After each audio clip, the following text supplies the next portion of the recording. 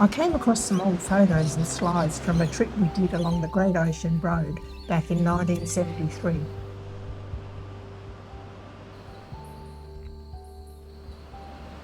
We revisited it in 2014, and what a difference 40 odd years has made to the place. Looking at our old book of maps, the roads are shown as secondary and dirt roads.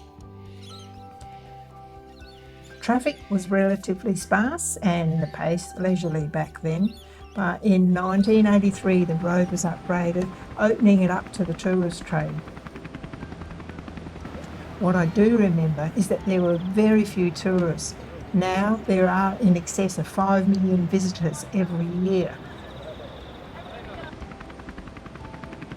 One good thing that has come from all this tourism though is all the information that's available. There are maps marking all the landmarks, gourmet trails, local wineries and shipwrecks.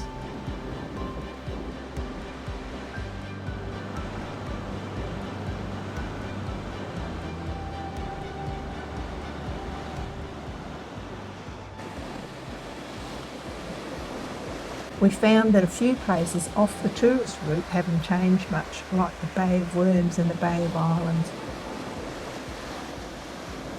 Other places like the 12 Apostles, which is the main tourist destination now, have been developed way beyond recognition.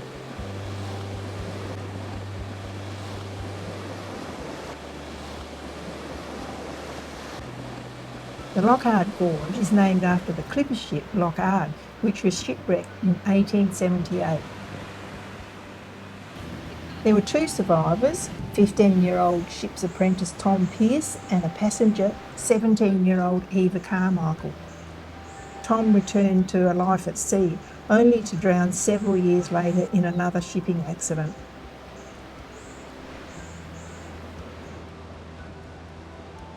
The London Arch, as it's called now, has certainly changed. Back in the 70s, the London Bridge, as it was called then, was a double-span natural bridge attached to the shoreline, and it was possible to walk across the top of both spans. In January 1990, the first arch gave way, crashing into the sea and leaving 2 Queensland tourists stranded on the outer arch.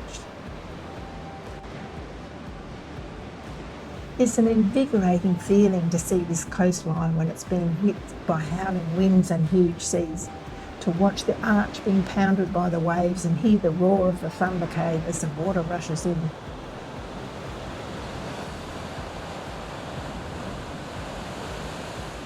Some things that I had photos of from yesteryear seem to have disappeared, like a stack leaning on the cliff. I managed to find the spot that I took this photo of Lou precariously perched. I don't know how I talked him into going out there. Unfortunately, I was unable to get him out there this time due to safety issues.